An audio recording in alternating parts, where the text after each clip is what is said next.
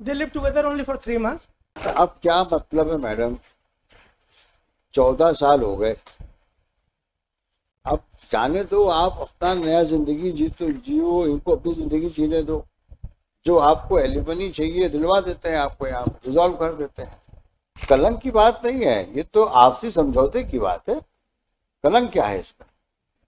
अब आप खुद सोचो, 2008, आज 2022 आ गया, 14 साल तो हो गए आपको। अब कहा का कलंक कि ये कसम खा के बैठना नहीं, ना हम खुद ठीक से जिएंगे ना इनको जीने देंगे, ये बात तो गलत है ना। अब जो हो गया सो हो गया। Love is lost, emotions are dried up. क्या लव है इनके बीच में? इस रिश्ते में मानर्स कोई जान बची नहीं है। क्या अफेक्शन है इनके भी, आप बताइए मेरे। हाँ, this is a are they present?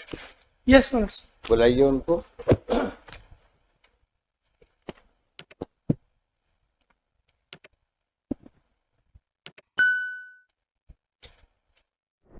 You are for husband I am for appellant. and he is for respondent, wife. So have they decided to? Yes, sir. You have come against the refusal through grand decree of divorce. Your Lordship. Decree was sought on which ground? So many years matters have gone and there is no possibility. How many years? On what ground did you seek the decree for The main divorce? ground is matters long digestion without any When reason. when the marriage has taken Your place? Lordship. The marriage matters took place.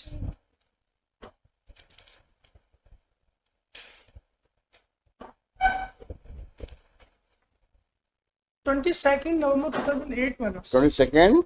November 2008. All right. Since when are they living separately? Yes, matters. But Since when? since the date of marriage, just barring 3 months only. They lived together only for 3 months. Thereafter, they never lived together.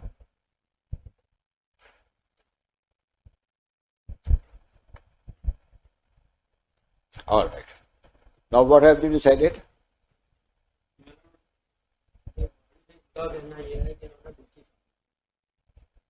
आप क्या, 2008 में शादी हुई, 2011 में उन्होंने दूसरी शादी की। अब आपको क्या चाहिए बताएं आप?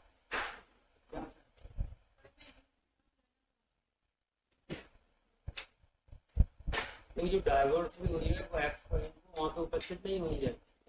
उन्होंने जो डाइवोर्स, अब क्या मतलब है मैडम, 14 साल हो गए,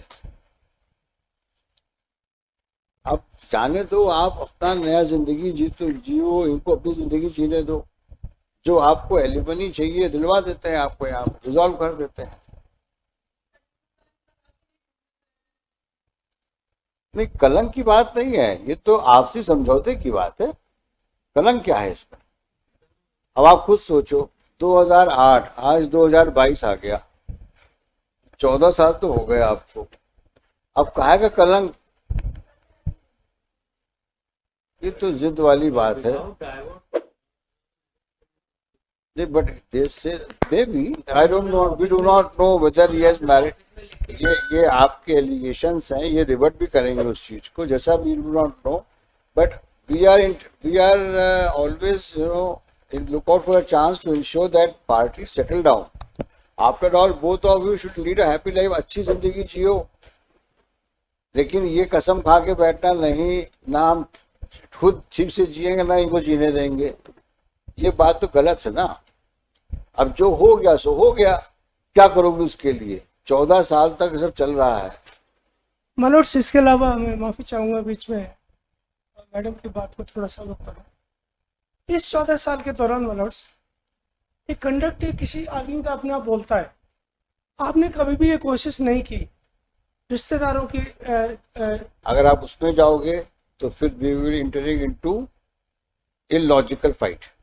Manoj, I am not going into that. Question only आपने दूसरी इज, शादी भी कर ली है। क्वेश्चन हियर इज, क्वेश्चन, कोई बात नहीं, हम उन एलिगेशंस पे जा ही नहीं रहे हैं, उसका कोई एंड ही नहीं है। 4 बार आप कुछ बोलोगे, 4 बार ये कुछ बोलेंगे और अल्टीमेटली मुकदमा बढ़ जाएगा। आज की तारीख में इसमें नाराज होने की जरूरत नहीं है, इसमें ठंडे दिमाग से सोचने की जरूरत है। 14 साल बाद तुम्हें क्या मिलेगा इस आदमी के साथ में? जो आदमी, अभी इसको इसी को तो बोला जाता है, साथ 1-2 महीने से ऊपर रहे नहीं, तुम 14 साल से अलग रह रहे हो, अब इस जो अलग लड़ना है कि दोनों की जिंदगी बर्बाद हो जाए, ये कहाँ का उचित है? तो ये तो लड़ी नहीं रही थी, ये तो अपने घर बैठे हुए थे। मैं क्या बोल रहा हूँ, अब ये तो अपील हो गई कि उन्होंने डाइवोर्स पिटीशन लगाई थी। मैं ये दूसरी बात कह रहा हूँ कि अगर इनको सर्विस नहीं हुआ या इनको ये कंटेस्ट नहीं कर पाए, वो दीगर बात, ये तो फैक्ट है ना कि 2008 के बाद साथ नहीं रहे ये लोग, ये तो फैक्ट है ना। तो 14 साल तो हो गए कि नहीं हुए? ऊंचा बोलो, सुनने में आया ना? हाँ, 14 साल हो। फिर ऐसी स्थिति में तो दोनों को अलग जिंदगी जीना चाहिए। और 14 साल ऐसा भी नहीं है कि जो 8-10 साल साथ में रहे हो फिर 14 साल नहीं रहे हो, शादी के तुरंत बाद ही अलग हो गए।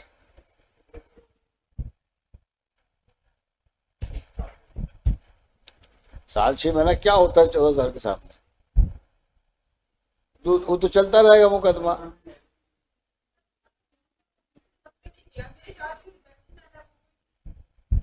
मैं दूसरी बात कह रहा हूँ मैडम, इसमें ज्यादा आप भावुक इसलिए मत हो, प्रैक्टिकल बात है। मैं चाहता हूं कि आप भी अच्छी जिंदगी जियो और ये भी अच्छी जिंदगी जिए। जो हो गया छोड़ो उसको।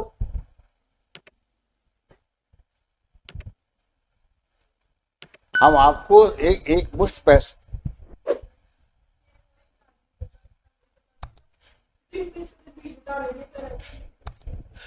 नहीं, जिंदगी आप अच्छी बिताओ अभी चाहते हैं। परमानेंट एलिमनी के लिए कहा था। हाँ तो आप बताओ दो, पर वो उसके लिए कोई बात नहीं। इस पेशी, अगली पेशी में उसी का रिप्लाई है। इसकी अगली पेशी में आप फिर समझाओ उनको। हो सकता है अभी भावुकता में कुछ नहीं बोल पा रही है, अगली बार आगे समझ लो। तो इसका रास्ता कुछ है और है नहीं। ये अब ये अपील 2019 की है, कब हियरिंग में आएगी ये कहना बड़ा मुश्किल है। तो बेटर कोर्स ये है, डाइवोर्स लेने की इनको जल्दी इसलिए है कि इनकी नौकरी चली। अरे बाबा मैं कहता हूं इनको जल्दी हो या देर हो उसमें क्यों जाते हो? ये कुछ ना करते हो, कुछ करते हो, उससे क्या मतलब है हम लोगों को? हमको मतलब है कि 2 मियाँ बीवी सामने है, वो खुशी खुशी घर जाए।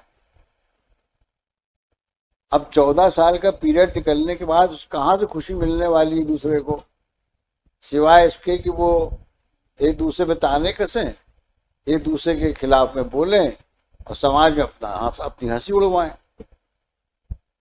आप खुद सोचिए, इसी को बोलते हैं ना, love is lost, emotions are dried up. क्या लव है इनके बीच में? इस रिश्ते में मानर्स कोई जान बची नहीं है। क्या अफेक्शन है इनके बीच? आप बताइए मेरे।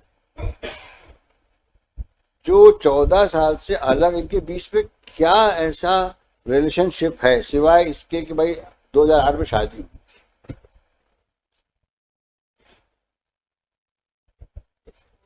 मतलब चीज को उस पॉइंट ऑफ व्यू से देखो ना कि जो हम पेशी बढ़ा देते हैं, लेकिन आप इसको समझाओ कि कुछ हो, साथ में रहने की काबिल सिचुएशन हो, दोनों की मानसिकता इस प्रकार की हो, साथ रह सकते हैं इतने साल के बाद, समझ में आता है।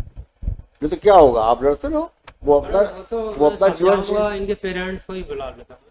पर मैंने दिक्कत ये है कि इन्होंने अब ये कह रहा है कि शादी करने किसी तीसरे आदमी से झाबुआ में रहने वाली जो मैंने की है। अरे हम बेकार की बात है, हम उसमें जा ही नहीं रहे।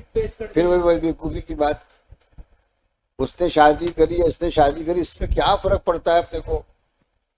सीधी बात ये करो कि दोनों के बीच झगड़े को खत्म करो। ये एलिगेशंस, काउंटर एलिगेशंस का तो कोई अंत है? आप बोलते ये शादी कर लिया, ये बोलते हैं इन्होंने शादी कर ली, अब उसी में झगड़ा शुरू हो गया। क्या अंत है इसका बताओ? हाँ, वकील लड़ते रहेंगे, हम लोग सुनते रहेंगे, और तुम लोग पीछे बैठ के देखना, यही बार होगा और कुछ नहीं होगा ऐसा। If she is not prepared, let it come in regular course. What can be done? मैं ये तो खैर आवेश में आके जो भी कह रही हैं और जो भी अपनी भावनाओं के अंदर कह रही हैं वो उनका पूरा अख्तियार है, पूरा राइट है उनको, लेकिन हालात और पास्ट को देखते हुए मैं मलॉट समझ साहब रहा हूँ इसमें उस कुछ बात बचा को, नहीं है, इसीलिए बोल रहा हूँ मैं इनसे। इनमें कुछ बचा नहीं और ना इनमें कोई ऐसी संभावना दिखती है कि कोई परवान चढ़े, नहीं लगता दूर दूर तक। लिहाजा ये दोनों जिंदगी एक दूसरे को बर्बाद करने पर तुले आपस में। आप अपनी जिंदगी को कलेश में बना रहे और आप भी अपनी जिंदगी में कलेश पाले बैठे। लिहाजा दोनों को मलॉट इनको यही समझाना हमारा बाकी है कि आप अपनी अपनी जिंदगी जियो और इस बंधन से हटो। अभी हम 10 मिनट और कर क्या रहे हैं? मेरा तो मलॉट यही निवेदन है। अब ये तरीका ही यही बचा है मलॉट, और कोई रास्ता ही नहीं बचा, अब इनका सब कानूनन रास्ता तक भी नहीं मतलब बचा है। यही तो कोशिश कर रहे हैं हम। वही उनको समझना चाहिए मलॉट, इन दोनों को समझना चाहिए। मैं तो कहता हूँ इनका कहना चाहिए कि तो घर से निकाल दिया और डाइवर्स भी ले लेना चाहिए, शादी भी करनी 14 साल वकील साहब, 2 साल बाद आपने बहुत शादी समझदार करनी। हैं आप। अच्छा 14 साल। आपने फिर हमसे शादी क्यों की जब 2 साल बाद आपको शादी करनी थी? अगर आपको लड़ना था तो एक बिल्कुल झांसी की रानी की तरह मर्दानगी दिखानी थी और आप डंडा लेके इनके घर तक जाते, आप अपना हक मांगते। किसी में लड़ाई लेकिन 14 साल तक आपको एक तरफ से शांत होकर सोना, ये आपके हक को खुद जो है ना, ये बिल्कुल बेजान देखो कर दिया। क्या है, ये वकील लोग ही तुम लोग को सिखाते हैं। मलॉट हमारी कोई इन्हीं- गलती नहीं है मलॉट, हम इन्हीं तो के इनके माउथपीस है। लिए इन्हीं के लिए कहावत बनी है, मलॉट हम तो इनके कचहरी माउथपीस है। कहती है लड़के देख, लड़ो। आज नहीं, इनको कल समझ में आएगा कि क्यों कलेश में रात में चैन नहीं, दिन में चैन नहीं, खाना नहीं, पीना नहीं, क्या है अपनी जिंदगी दोनों। मतलब मेरा तो यही निवेदन है कि उनको छुटकारा दे। वकील साहब, मैं भी आपकी बात को इंडोर्स कर रहा हूँ, लेकिन दुर्भाग्यवश आपके जो प्रतिद्वंदी वकील साहब हैं जी सर, वो पुरानी कब्र खोदने में लगे हैं। अब साहब मैं तो उनको क्या कह सकता हूँ, मेरे काबिल दोस्त हैं वो। सेटलमेंट एक सबसे बड़ी चीज खत्म होती करो है, उसको, judicial observation। उनको समझाओ। इनके यहाँ पे बहुत बड़ी पेरेंट्स चीज को होती बुला है। पेरेंट्स हैं, मैडम भी बहुत अच्छी हैं, इनसे भी कुछ ठंडे दिमाग से बात करो, समझ जाएंगी वो। Next month. हाँ,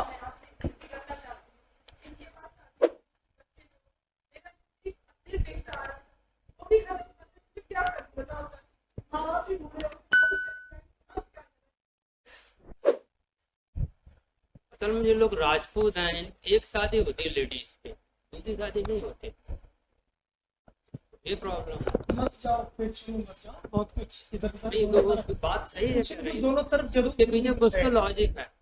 दोनों तरफ है। मैं नहीं कह रहा हूँ मैं दूध का धुलाओ, कुछ तो मैं ये नहीं कहते कह हैं कि रहा। वो तो डाइवर्ट ही तलाकशुदा लेडी है। दाग तो मेरे ऊपर भी है साहब, दाग तो मेरे ऊपर भी है।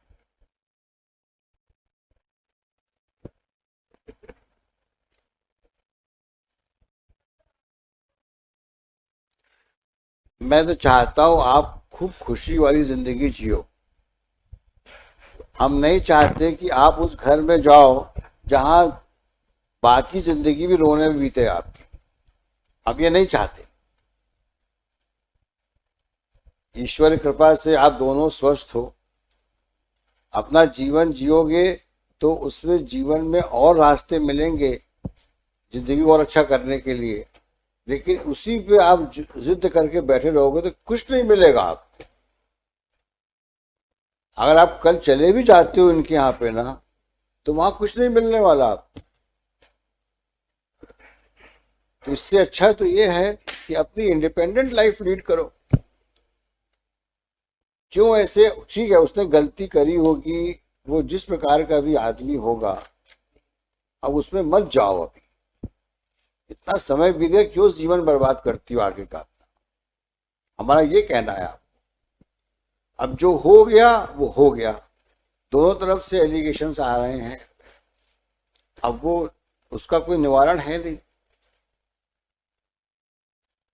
बेस्ट कोर्स ये है, जिसको हम लोग कहते हैं ना हमेशा, if you can not live like friends, depart like friends.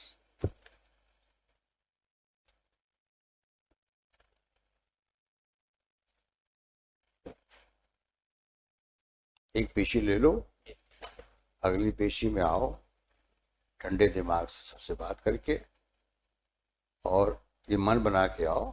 जाने दो, बहुत चीज जिंदगी में होती है, खट्टे बुरे खट्टे मीठे अनुभव होते हैं, सबको लेके बैठना अच्छा थोड़ी ना है।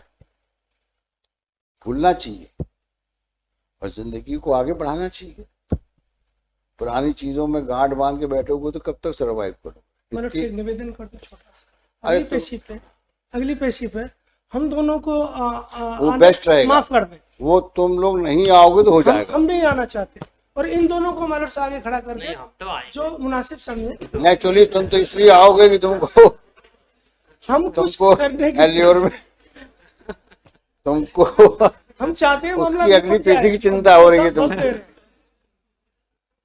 हम चाहते हैं मामला शांति से निपट जाए, बल्कि साहब बल दे रहे हैं। भेज दे वहां पे, मेडिसिन में भेज दे।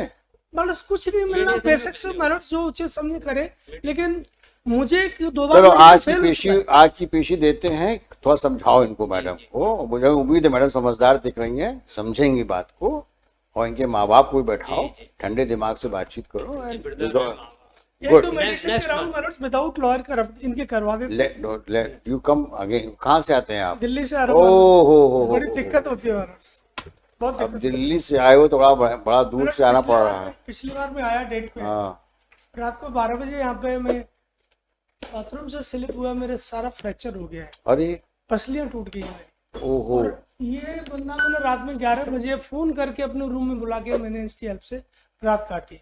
अगले दिन एमएच ग्वालियर में मैं इमरजेंसी में दिखाने गया, बीइंग ए आर्मी पर्सनल। ये कब की घटना है? ये पिछली, इससे पहली डेट।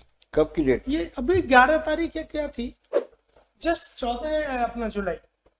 रात भर में पड़ा रहा और मेरे फ्रैक्चर और इस सब के लिए इनके पास साधन नहीं है एमएच में। मैंने कहा कैसे भी करके मुझे दिल्ली तक जाने लायक कर दो। मैं दिल्ली तक कैसे ही लौट पीट के चला गया। वहाँ पे मैंने अपना पेन, अब ठीक है आप? अभी थोड़ा सा रिकवरी है, पूर्णतया नहीं। तो हम कुछ लंबी बहुत पेशी, दिक्कत होती है मुझे, मैं समझ रहे हैं आपकी बात को। तो लंबी पेशी दे देते हैं थोड़ी सी, जो मिनट्स पर ये निपटारा हो जाए मिनट्स। मैं तो चाहता हूँ मेरे को नहीं, हमें आपकी कंसर्न का with due respect to your serious concern, और इनका भी हम चाहेंगे कि आप भी इसमें थोड़ा सकारात्मक अपना वो रुख रखिए। और ये दोनों बहुत अच्छे लोग हैं, इन दोनों को समझाइए और इसको एक ग्रेसफुल तरीके से खत्म करिए। भाई दोनों राजपूत घराने के हैं, अच्छे खानदान से आते हैं, तो खानदान की तो गरिमा बनना चाहिए ना। मेरे पीछे तो एक तलवार और भिंड की लटकी है सर, वो मुझे दिल्ली, भिंड, मुरैना और जोड़ दो उसमें। हाँ, सपने में तो क्यों अब भिंड की तलवार क्यों लटकी है आपके ऊपर? मिनट्स में मेरी गुजारिश है, क्या वहां भी गड़बड़ की कुछ आपके क्लाइंट ने? मेरे क्लाइंट है मुरैना में थे, लेकिन मैं बाद में सीख लेके छोड़ गया। नहीं, आप अपनी पर्सनल बात कर रहे हैं कि क्लाइंट की बात कर रहे हैं? क्लाइंट की बात कर रहा हाँ वही तो मैंने कहा। तो मुरैना में क्या गफलत करी इन्होंने? नहीं, एक और थे मिनट्स, वो 307 की एक फौजी की बेल में आया, मेरे को पीछे गाड़ी लेके 200 किलोमीटर सबलगढ़ से। नहीं हम वकील साहब, आप पर्सनल बात आपकी डिस्कस नहीं करेंगे हम यहाँ। नहीं, इनकी बात कुछ बताओ। सब हाँ, क्योंकि कोर्ट में बात वकीलों की नहीं होती है, नहीं। कोर्ट वो क्लाइंटों की बात होती है। योर लॉर्डशिप, कोई दिक्कत आपकी पर्सनल होगी तो उसको हम लोग पर्सनली अटेंड कर देंगे, योर लॉर्डशिप। बट बात यहाँ कोर्ट पे मोकिलों की करो। एनीवे, तो कब लगा दें इसको? इनकी तबीयत भी ठीक नहीं, फिर लंबी तारीख। कोई बात नहीं, कब बताइए, कब लगाते हैं? नहीं खैर, मैं तो देखो फिलहाल बिस्तर पर पड़ने वाला बीमार नहीं हूँ। नवंबर नहीं, सितंबर में कर दे मैडम। हाँ सितंबर कर देते हैं, फर्स्ट वीक में। ठीक है। कब तक? 8 सितंबर। Your lordship, before mediation madam. No, here only. Okay, तो यू सर सेड ना कि मेडिसिन नहीं हो पाएगा। पार्टीज में आल्सो बी डायरेक्टेड टू। हाँ, देखिए, during the course of the argument it appears that possibility of settlement is not ruled out. Hence, in the fitness of things, it is desirable to defer the date of hearing as suggested by learned counsel for the parties. ऊपर डाल देना, दोनों present हैं। अब call out on 8th of September.